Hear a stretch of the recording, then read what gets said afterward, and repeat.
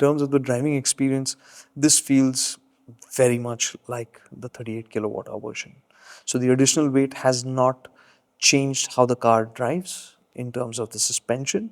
And the good thing is that in the way the motor works, it's also the same. Right. Now, this motor is the same as the 38 kilowatt hour version, But 136 PS.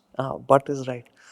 Because anybody who's looking to reject this car on the basis of the brochure will find that 136 PS is too little for this car, and that's reason enough.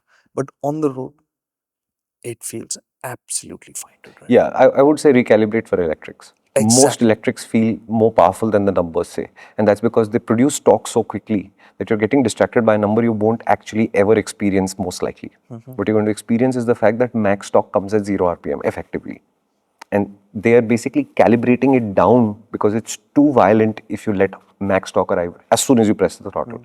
So actually a manufacturer can say, oh, I could tune this to a much, much, much faster state. You won't enjoy that state. And therefore we've chosen this state, and that depends on the manufacturer and the brand and the goal of the car, etc., etc. So the motor is the same. So in terms of the power, in terms of the torque, it's all the same.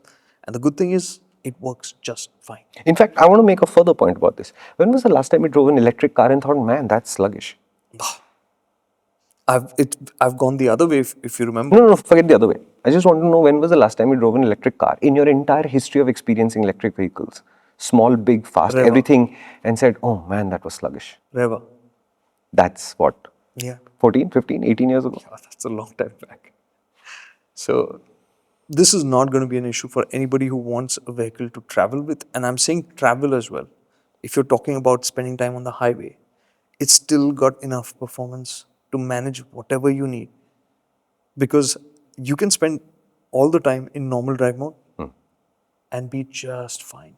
And then you have the sports drive mode for you to get a little bit more responsiveness. Of course, the drain on the battery and all will be more, but Yeah. when you need it, it's there.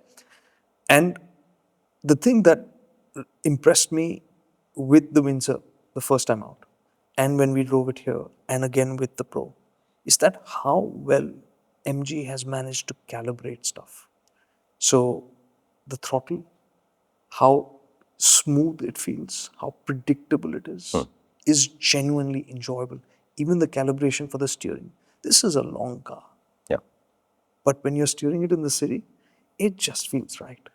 So it's a very well tuned car. It's a very well, and it always feels like a solid car. And in that solidness, there's this other thing which always again takes me by surprise. When I get into the Windsor and I'm in the driver's seat, the first thing I'll do is I'll try to lower the seat. Right. Because you sit so high up.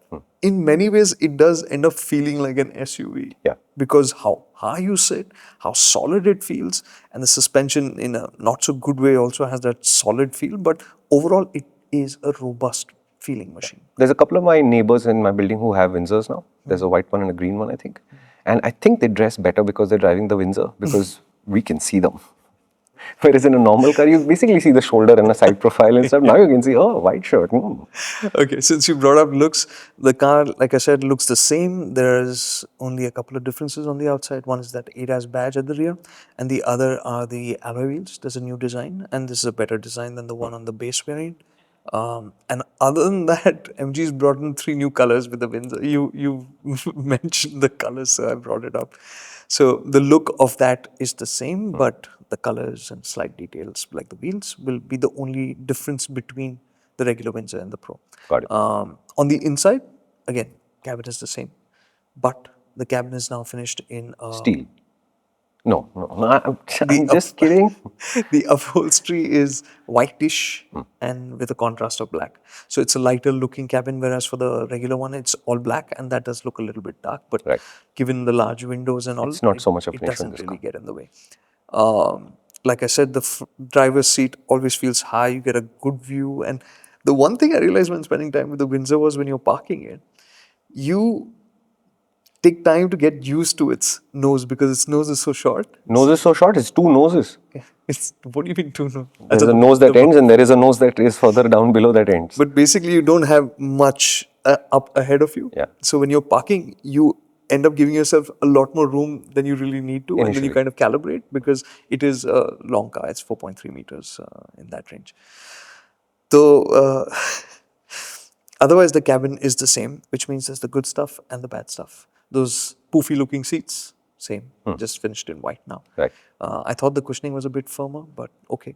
And as we've spent time with the car over this time here, we've realized those seats work. They look strange and you think there'll be issues, but no, they just work and they're ventilated as well. So it's a good setup. You've just watched a 3 to 5 minute clip on the Motoring Clips channel, which means either you are an exceptionally talented millennial or Gen Z, or you're a much older person. In either case, would you like a challenge? Our main channel has videos that are at least 5 to 8 times longer, and they make 5 to 8 times more sense, I promise. Would you like to check it out? Come to the Motoring channel.